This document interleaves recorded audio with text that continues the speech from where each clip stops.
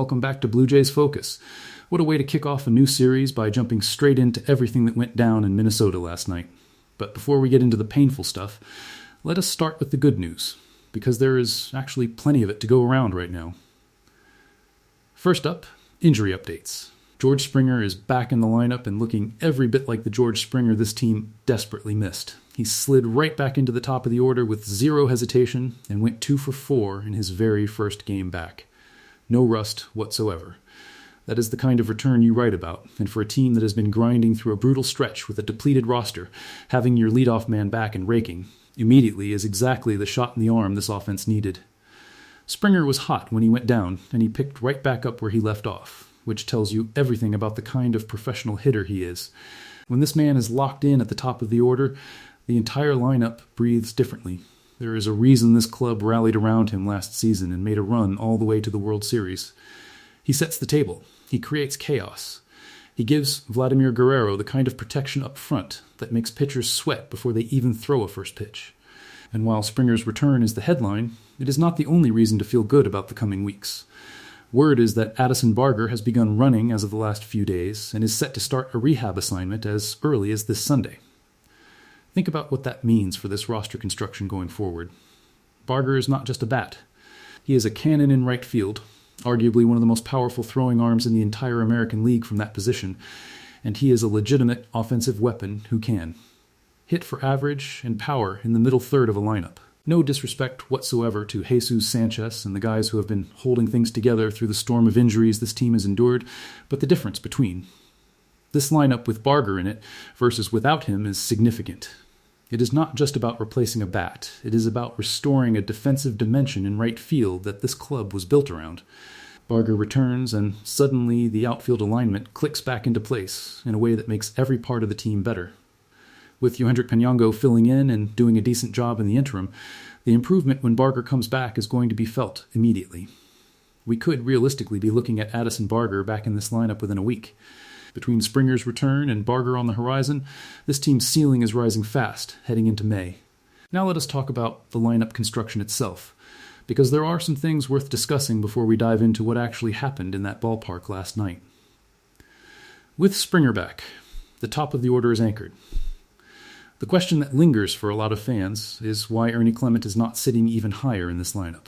The man is batting over .300 right now. He has been making consistent contact all season, and he had another hit in this game.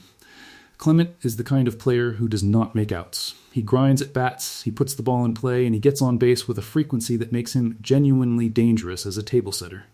With a bat like Vladimir Guerrero lurking behind him, having Clement near the top of this order is almost a cheat code.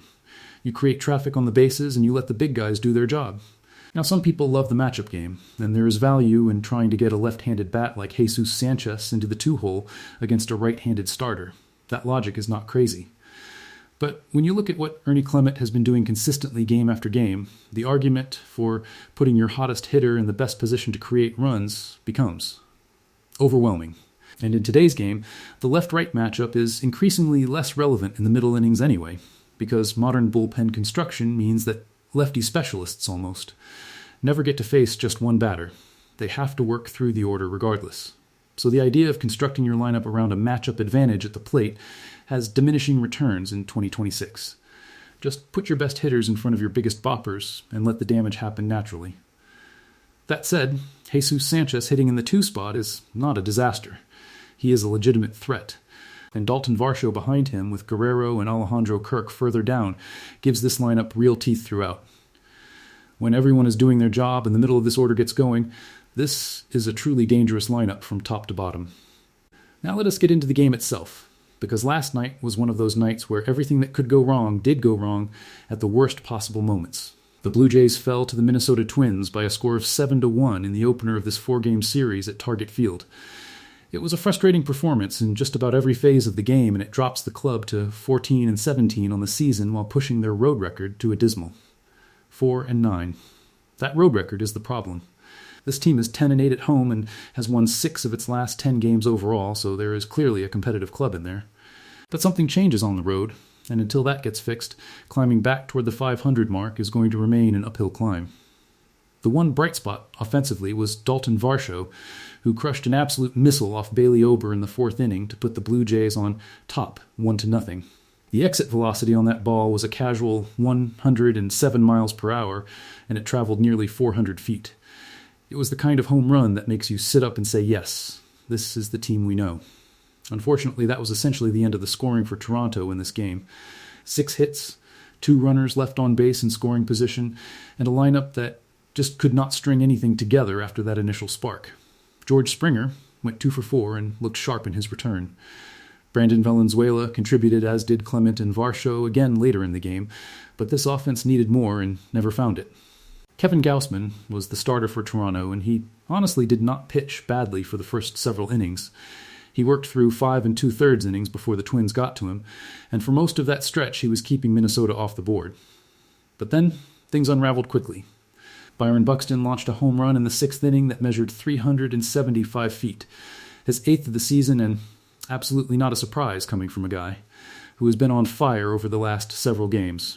Ryan Jeffers added a 2-run shot earlier in the 4th that gave the Twins the lead they would never relinquish, a ball that traveled 404 feet. Austin Martin added an RB single in the 6th to extend the damage further. When 2 of your middle-of-the-order guys connect for home runs against a quality starter like Gausman in the same game, you are going to have problems. 4 hits, 4 earned runs, 2 walks and 2 strikeouts on the Gausman line is a result that he would not be proud of, and it was clear that his command was just a little off. All night. Whether it was the cold and clammy conditions in Minnesota, or just one of those nights where a pitcher runs into a lineup that has his number, things never fully clicked for him. After Gausman exited, Tommy Nance came on and did his job, settling things down and keeping the deficit manageable. But Mason Fluharty really struggled in the late innings, and a 3-run 8th made things go from bad to catastrophic. The complicating factor was that 2 of those late runs came on throwing errors committed by third baseman Kazuma Okamoto and shortstop Andres Gimenez. Gimenez has been exceptional in the field this season, so seeing him commit his 2nd error of the year was unfortunate. Both of his errors have now come at moments where they led directly to runs for the opposition, which is the worst possible timing. Okamoto is still adjusting at the major league level, and those growing pains are real. Joe Mantiply came in and got the final 2/3 of the inning to stop the bleeding, but by that point the Twins had long since closed the door on any Toronto comeback. The final score of 7-1 tells you how lopsided the final result was, even if the game felt closer in the early innings. Now let us look ahead, because that is what matters most right now. Tonight the Blue Jays turn the page and send Patrick Corbin to the mound against Simeon Woods Richardson for Minnesota. Let us start with the opponent. Simeon Woods Richardson has had an extremely rough 2026. He is now 0-4 with a 6.30 earned run average, and his walk rate has ballooned in ways that should give Toronto's patient lineup real opportunities. He has only struck out 15 batters across 30 innings this entire season, which is a shockingly low total for a pitcher with his stuff. His last outing saw him go 4 1/3 innings, while giving up 8 hits and 4 earned runs. Prior to that, he faced the Boston Red Sox, who lit him up for 5 innings and 10 hits with 6 earned runs. The only decent outing in recent memory was a 5-inning appearance against the New York Mets. He was part of the Jose Barrios trade when he came to Minnesota, and while he showed genuine promise last season with a 4.04 earned run average over 100. And 11 innings, this year has been a significant step backward. The Blue Jays should be licking their chops facing a starter with these kinds of numbers. On the other side, Patrick Corbin has been one of the most pleasant surprises of the entire 2026 season. His 3.72 earned run average coming in is legitimately solid, and his most recent outing against the Cleveland Guardians was a genuinely strong showing. 4 and 2/3 innings, 6 hits, 2 earned runs, 2 walks, and 4 strikeouts. Think about what Eric Lauer did for this club last year, essentially serving as a reliable innings eater who kept the rotation afloat while reinforcements were getting healthy. Corbin is playing that exact role right now, and doing it with a level of consistency that this team badly needs during this stretch. He has been a gift for a rotation that has been ravaged by injury all season long. Long may it continue. And speaking of reinforcements on the horizon, let us not lose sight of the bigger picture. Jose Barrios is not too far away from a return. Shane Bieber is likely a month or so behind him, possibly a trade deadline target again if the timeline does not work out. Trey Savage is already back and working his way into game shape. The rotation that this team was supposed to have when the season started is slowly and painfully assembling itself again. And if April showers bring May flowers, then these Blue Jays are absolutely due for a bloom. Last season, this team was in a similar position around this point in the calendar, battered and beaten with a record that did not reflect their true talent level. Then, the calendar flipped, and they went on an absolute run through Rogers Center that carried them all the way to the Fall Classic. There is every reason to believe the template is in place for something similar. While the big league club is working through its growing pains, the farm system deserves a moment of recognition. Johnny King is doing something truly special for the high-A Vancouver Canadians. The 19-year-old left-handed pitcher, who ranks as the Blue Jays' fourth-best prospect, threw 4 scoreless innings in his most recent outing against the Eugene Emeralds, the high-A affiliate of the San Francisco Giants, and has been absolutely electric over his last few starts. Across his last 2 outings, he has logged 6 1/3 innings with 12 strikeouts and just 2 hits allowed. For a teenager pitching against competition that is, on average, 4 years older than him in a notoriously hitter-friendly league, those numbers are jaw-dropping. King's command is still a work in progress, which is completely expected at his age, but when he is in the zone, he is genuinely unhittable. The Blue Jays have found their next great pitching prospect, and it is going to be a lot of fun watching him develop. Tonight is a new opportunity, and frankly, it is one that comes with a favorable matchup on paper. Patrick Corbin takes the ball against a struggling Simeon Woods Richardson in a game where this lineup absolutely should be able to generate consistent offense. Forget last night, forget the errors, forget the home runs off Gausman. That is in the past.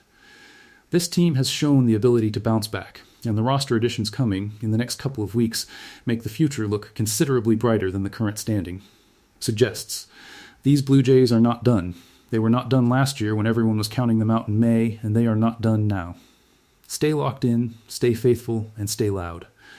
This is the time of year where the real contenders separate themselves from the pack, and this team has the talent and the character to be part of that conversation when it matters most. If you want to stay up to date on everything Blue Jays, including injury updates, farm system news, and game breakdowns every single day, make sure you are subscribed to Blue Jays. Focus and hit that notification bell so you never miss a video. Drop your thoughts in the comments below. Are you feeling good about this Corbin start tonight? Do you believe this team can make a real run at it once the rotation gets healthy? Let us hear from you. See you next time, Jays fans. Hey everyone, I'm working to hit 1,000 subscribers, and I need your help to get there. If you enjoy this content, please hit that subscribe button right now.